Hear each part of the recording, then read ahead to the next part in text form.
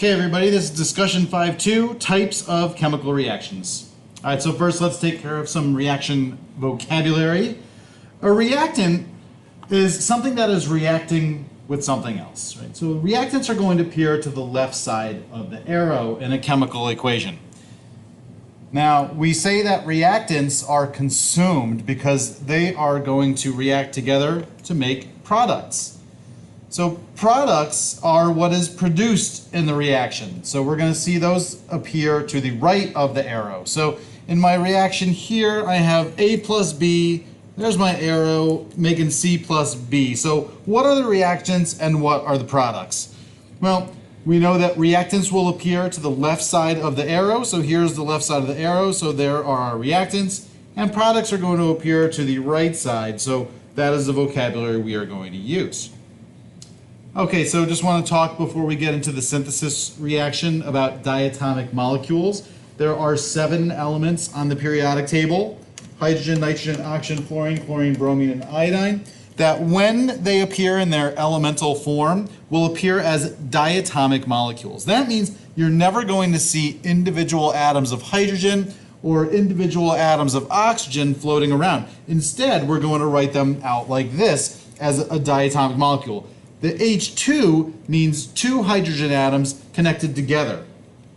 So whenever we are writing a chemical equation and we are including elements in their pure forms, not combined with another element in a compound, we have to make sure we ask ourselves whether or not they are one of those 7 elements. Now there's a couple different ways you can remember this. First of all, if you look at the periodic table, we've arranged them in this way because that is the shape they follow on the periodic table. My chemistry teacher used to say H-Noth Clearbri to remember, or you can say Brinkelhoff: bromine, iodine, nitrogen, chlorine, hydrogen, oxygen, and fluorine make our Brinkelhoff elements. Whatever helps you remember it. All right, so the synthesis reaction occurs when 2 or more reactants come together to form a single product. So here we have potassium and bromine. The reason we write Br2 is because bromine is one of our 7 diatomics. Now the product that's going to form when potassium and bromine combine is potassium bromide. Now we see here 2 different reactants coming together to form one product, makes a synthesis reaction. Now decomposition is the opposite of synthesis. It's when one reactant, in this case KBr, breaks down into 2 or more separate products. So our 2 products here are going to be diatomic bromine and potassium. A compound breaks up into the elements that make it up. Next, we have a single replacement reaction. Now a single replacement is where one reactant by itself will replace another reactant that's bonded in a compound. So we have our little dancing people here. It's kind of like somebody cutting in at a dance. 2 of the dancers switch places while one remains the same. All right, next we have a double replacement reaction. These look very, very difficult, but they're really not too bad at all. Right? What you're going to have is 2 compounds reacting together. And the 2 metals are going to switch places every time. So the cation and the anion will switch partners. So remember that the cation is what we always write first. So our cations are the green stripes and the white circle, and our anions are the pink head and the blue checkers. Notice once the reaction occurs, they just switch places. Now we have the white circle with the pink anion, and we have the green stripe cation with the blue checker anion. They just switch places. Now, usually these reactions occur in solution, and sometimes a solid will appear when you mix 2 solutions together and a double replacement reaction occurs. The solid that is formed is called a precipitate. And when you mix these solutions together, you will actually see a solid form and kind of fall like snow globe, like a snow globe. And that's why it's called a precipitate. All right, next are combustion reactions. Combustion reactions specifically occur when a hydrocarbon a compound consisting only of carbon and hydrogen, or sometimes carbon, hydrogen, and oxygen, will react with oxygen to produce carbon dioxide and water. Now, these products, carbon dioxide and water, are the products that will form every single time a combustion reaction occurs.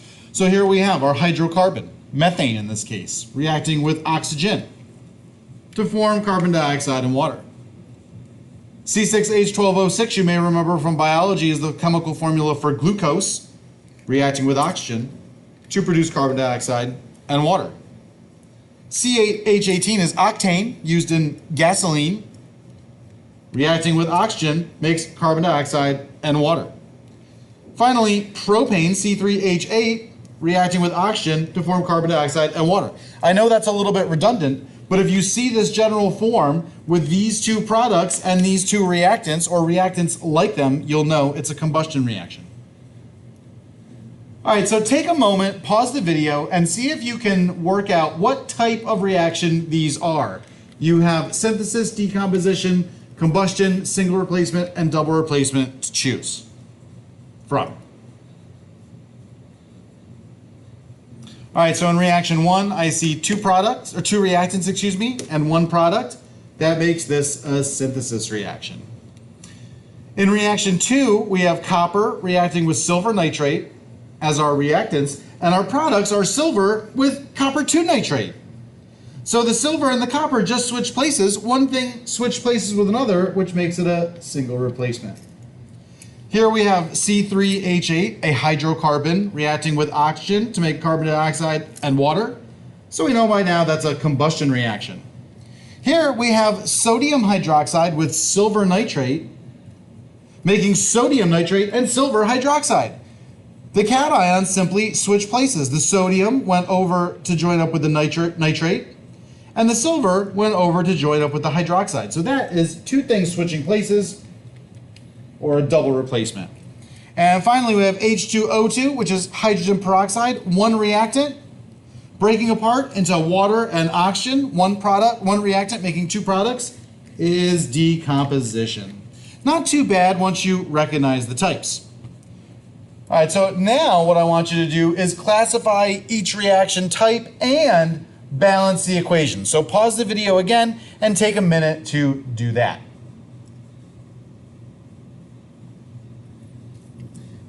All right, first thing I see here, I have 1 phosphorus over here and 4 over there. So I'm going to put a coefficient of 4 in front of phosphorus. Now I have 10 oxygens over here and 2 over here. So I'll put a coefficient of 5 in front of oxygen. So that gives us 4 phosphorus, 10 oxygen, which makes a 1 there. Now this is 2 reactants coming together to form one product. So that's a synthesis reaction. Here we have diatomic chlorine reacting with sodium bromide to form sodium chloride and bromine. So the first thing I see is that I have to put a 2 in front of sodium chloride to balance chlorine. And I have to put a 2 in front of sodium bromide to balance bromine. That might do the trick. Let's see, we have 2 chlorines, 2 chlorines, 2 sodiums, 2 sodiums, 2 bromines, 2 bromines. That's balanced. And what appears to have happened is the chlorine and the bromine switched places. One thing replaced another. So we call that single replacement. Next we have CuCl2, copper 2 chloride with H2S, hydrogen sulfide, making copper 2 sulfide and hydrogen chloride. So when I balance this, I'm going to first look at copper, already balanced. Now I'll look at chlorine. I see 2 there, so I'll put a coefficient of 2. And that does the trick. So here, copper was with chlorine. Over here, copper is with sulfur. Here, hydrogen is with sulfur. Over here, it's with chlorine. 2 things switch places, so that is a double replacement.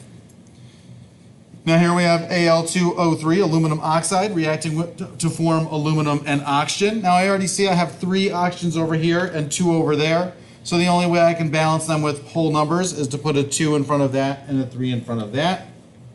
That gives me 4 aluminums, so I put 4 aluminums there. And we see aluminum oxide breaking apart into its elements, aluminum and oxygen. So that is a decomposition reaction. And finally, we have C6H14, a hydrocarbon with oxygen, to produce carbon dioxide and water. We know that is going to be combustion. First thing I'll do is balance carbon. So I'll put a 6 in front of CO2. Then I'm going to balance hydrogen. So I'll put a 7 in front of H2O. That gives me a grand total of 12 plus 7, or 19 oxygens. So what times 2 equals 19? 9 and a half. 9 and 1/2. Now the SOL does not like fractional coefficients. So whenever you get a fractional coefficient, what you should do is multiply all the coefficients by 2. So we're going to get a 2 in front of C6H14. We're going to get our, you know what, I'm just going to cross this off because it's going to be too hard. We're going to get our 19 in front of O2. We're going to get a 12 in front of CO2 and a 14 in front of H2O. And let's just check. We got 12 carbons, 28 hydrogens, 38 oxygens, 24 plus 14 is 38 oxygens, so we're all balanced. Okay, special reactions. There's a couple different types of special reactions we have to know. One is a neutralization. Now, a neutralization is a special type of double replacement reaction, and it's a reaction between an acid and a base. So acids can be recognized because they will always have a hydrogen ion as part of their formula. So examples of acids are HCl, HNO3, H2SO4, H2CO3. They all begin in H. And bases will usually have a hydroxide ion at the end. So some common bases: NaOH, sodium hydroxide, potassium hydroxide, calcium hydroxide. Right? So it's easy to recognize them once you know what you're looking for. So whenever we have a neutralization reaction, the products will change depending on what the acid or base are, but the general type of product is always the same. One thing that will always form is water. The other is some form of salt. So when we look at HCl with sodium hydroxide, remember these are double replacement reactions. So the hydrogen joins up with the OH, the hydroxide, to make the water, and the sodium joins up with the chlorine to make sodium chloride. If we had sulfuric acid, H2SO4, reacting with magnesium hydroxide, we're going to make magnesium sulfate and water, and that's exactly what we see. Finally, redox reactions. Redox reactions are characterized by a gain or a loss of electrons by reactants. Now, reduction is a gain of electrons. When one thing gains electrons, it was reduced. And oxidation is a loss of electrons. So when something loses electrons, it is oxidized. Now, a redox reaction occurs just about all the time. And what I mean by that is every single type of reaction, except for double replacement, represents a type of redox reaction. So in short, a redox reaction occurs whenever one element on one side of the equation joins a compound on the other.